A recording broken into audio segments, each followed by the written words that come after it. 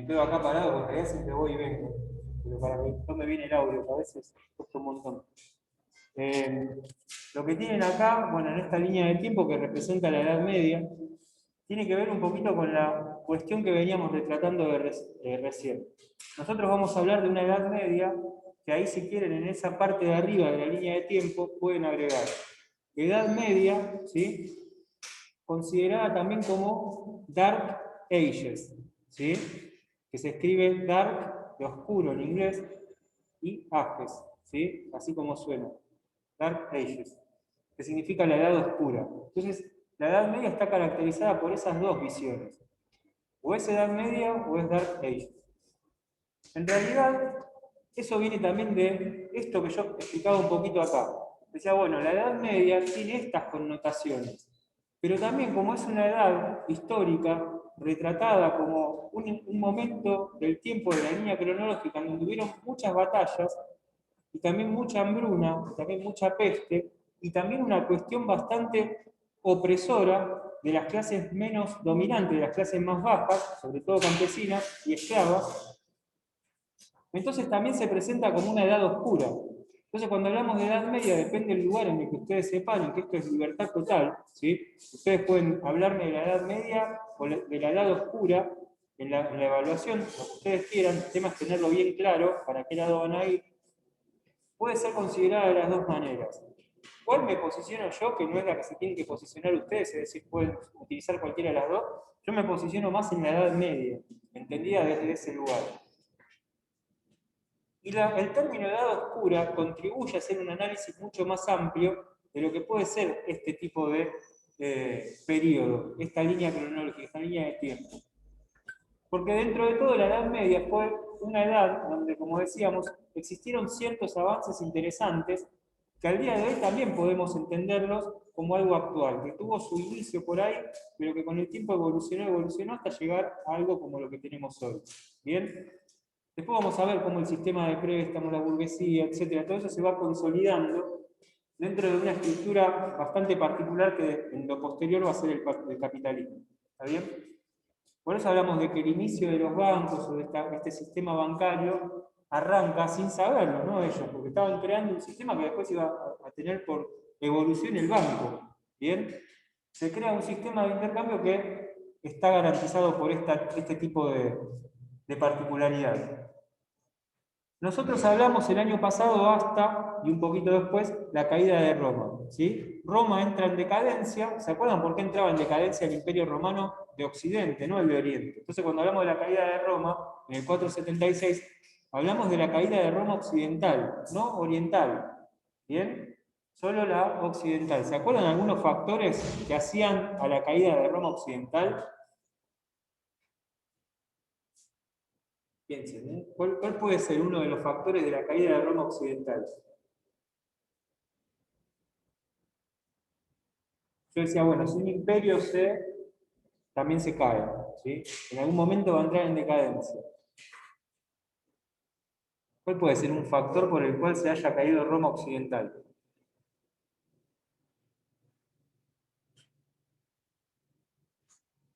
Creo que lo di igual en el trabajo ese que nos mandé hace un tiempo. Un factor de la caída de Roma occidental, ¿cuál puede ser? Recién yo dije, Roma occidental entró en decadencia, el Imperio Romano occidental entró en decadencia. Y asintieron con la cabeza. Bueno, ¿por qué? ¿Qué puede haber sido esto? Uno de los factores. ¿Qué tenía de particular el Imperio Romano occidental? ¿Era un imperio chico?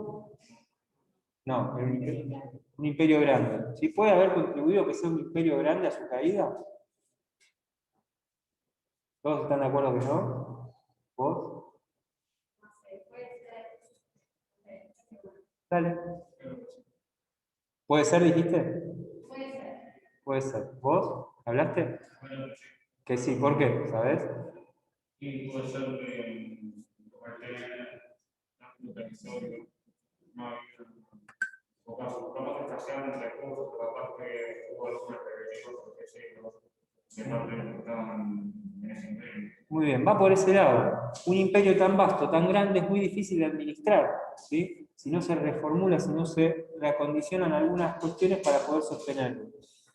Y uno de los factores es amplio, es muy amplio, administrativamente es muy difícil de centralizar.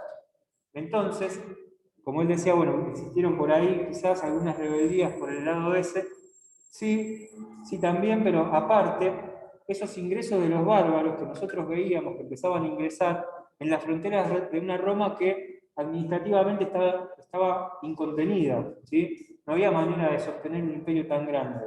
Y más con las situaciones que se estaban viviendo, una economía en decadencia, un sistema de defensa también bastante decadente, ¿sí? Entonces, al empezar a ingresar los bárbaros, tanto de un lado como desde el otro, los venetos, los burgundios, etcétera, se genera dentro de este contexto una ruptura con ese imperio tan grande y tan fuerte que había sido Roma, porque había entrado también en decadencia política, además de económica. ¿Bien? ¿Qué va a hacer que hacia el 476 entonces los bárbaros terminen de romper con esa hegemonía romana occidental y empiecen a copiarse de los territorios? En lugares donde la gente, que ya estaba disconforme con los romanos, pero que a la vez no tenía tanta pertenencia porque el imperio no podía sostenerlas, no podía contenerlas, también empezaban a ceder, ¿sí? Y decir, bueno, entran los bárbaros, para ellos era normal, ¿sí? Lo que estaba pasando en situación de que Roma tampoco estaba cubriendo las necesidades básicas de esas sociedades. ¿Se entiende? Entonces, la caída de Roma, uno de los factores es ese, otro es el económico, ¿sí? Que van a generar que hacia el 476 entonces solamente la parte occidental caiga, porque era la que no había podido reacondicionar sus ideas. ¿Y el Imperio Oriental qué pasó? Bueno, lo que pasó es que el Imperio Oriental administrativamente funcionaba distinto. Y si bien tenía un emperador como Roma Occidental y la cultura romana, habían sabido negociar también con los bárbaros en este sentido de otorgar tierras o reconsiderar esto de fusionar sociedades. ¿Bien? Entonces Roma Oriental siguió en camino, ¿sí? Siguió creciendo, siguió conteniéndose. Y no sufrió los embates bárbaros que había sufrido la occidental, que también estaba más rodeada, eso hay que reconocerlo, que la oriental. Cuando hablamos de la oriental tenemos que decir que el cambio se hizo por una cuestión administrativa también, es decir, si Roma era toda entera y era muy difícil de administrar todo ese contenido, en algún momento se plantea la división de Roma occidental y oriental por ese tema básicamente, ¿sí? Tratar de contener entonces la parte administrativa. Y hablamos de un modo de producción que era esclavista porque el esclavismo sostenía también toda la estructura del imperio. ¿Cómo se conseguía un esclavo? ¿Saben? ¿Cómo? De a uno que no. ¿Vos? ¿Trueques? Sí, en parte puede ser. ¿Qué más? ¿Vos habías hablado? ¿Qué dijiste? Comprándolos, ¿sí? En menor porción. ¿Y qué más? Falta una, medio forzada la última. Puede ser heredándolos. ¿Cómo? Puede ser heredándolos. También, sí, el sistema de herencia de esclavos es vigente, sí, sí, en ese momento. No se puede obligar a todos a que sean esclavos. Sí. ¿Y a través de dónde? Por ejemplo, ¿cómo se conseguía que ese esclavo termine obligado a trabajar? Sí, desde la fuerza está. ¿Vos qué decís? ¿Y de dónde lo secuestraba? ¿Cómo? De zonas de pobreza. ¿Por qué? Vos ibas a decir algo. Lo que dijo ella. Claro, cuando hablamos de un lugar de pobreza, ¿por qué puede ser un lugar de pobreza? ¿Qué puede haber pasado para que exista pobreza, por ejemplo? O que exista destrucción. No solo los de los bárbaros, ¿sí? Al revés sería acá. Son ataques romanos, invasiones romanas que en sus guerras iban acopiándose de grandes esclavos, ¿sí? Un gran caudal de esclavos después de las guerras, que hacían que eso sostenga también en parte a la sociedad romana. Por ese motivo también se libera una sociedad esclavista cuando se cae Roma occidental, ¿sí? Porque había sido una sociedad bastante invasiva de otras culturas. Cuando se cae se liberan algunos esclavos y se empieza a producir la fusión o simbiosis de las sociedades. No solamente la romana, son dos, ¿sí? Esto ténganlo presente porque lo suelo preguntar. Se fusionan dos sociedades, una es la romana y otra es la de los germánicos, que ingresaban, ¿sí?, desde las zonas, sobre todo francesas. ¿Está bien? De la Francia conocida actualmente. ¿Está bien? No que ya existía. Por eso hablamos de los germánicos. ¿Estamos? Germánicos. Entonces, en la fusión de estas dos sociedades, la romana y la germánica, empieza a producirse un cambio gradual en el tiempo que va a generar algo nuevo. Y que tiene que ver con el cambio del modo de producción, que es el modo de producción feudal. Las germánicas eran sociedades más libres y un tanto más igualitarias que la romana. ¿Bien? Donde había una distribución del trabajo muy particular, la mujer cumplía un rol, el hombre cumplía un rol, tenían ciertas libertades.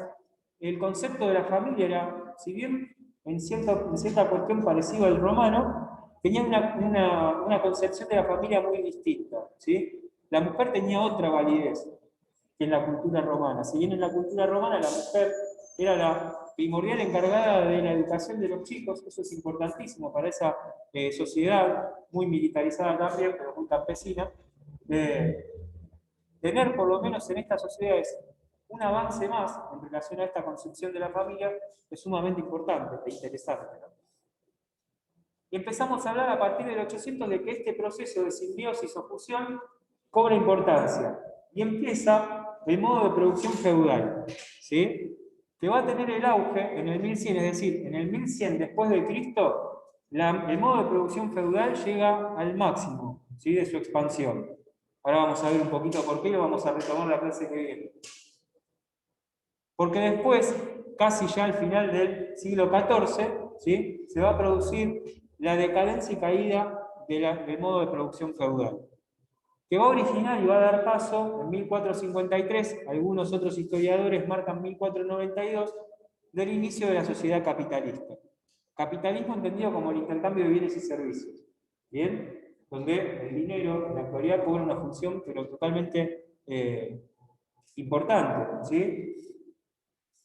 Entonces, el modo de producción feudal va a ser, y esto también lo pregunto, por supuesto, un modo de producción agrario, ¿sí?, basado en la tierra, que pareciera ser que genera ciertas libertades, pero en realidad no, porque lo que está pasando acá es lo siguiente.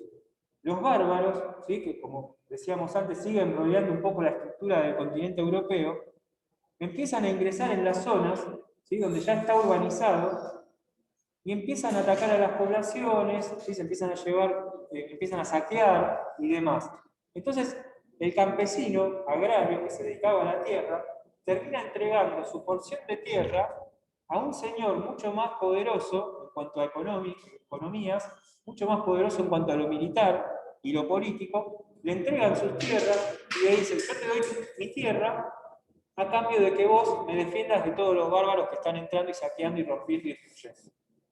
¿Entiende? Entonces, le dan la tierra al señor y el señor le ofrece seguridad. Dentro del amurallamiento del castillo se ejerce la defensa de todo este sistema feudal, ¿sí?, que lo que está generando en realidad es darle más acumulación a un señor más poderoso que los campesinos. Entonces el campesino que entregaba su tierra para ser defendido, a la vez tenía que pagar un diezmo, que era el 10% de las ganancias, a este señor feudal. ¿Se entiende? Ahora lo voy a pasar en una pirámide. ¿Pero hasta acá hay alguna duda? ¿No? ¿Se entiende bien el tema? Bueno, eso es en parte el feudalismo. ¿Bien? El feudalismo entonces es un modo de producción agrario basado en la tierra, como decía, y que tiene en este sistema jerárquico esta cuestión muy particular de que el campesino termina entregando su tierra para ser defendido por el señor. Entonces en el ordenamiento social, campesino está abajo, señor está arriba. ¿Bien? Cuando hablemos en la línea de tiempo de que en 1453, digamos, se inicia con la caída de Constantinopla, que es la caída definitiva del Imperio Romano de Oriente, por los turcos, que son los que aparecen acá en escena, el Islam, ¿saben lo que es el Islam?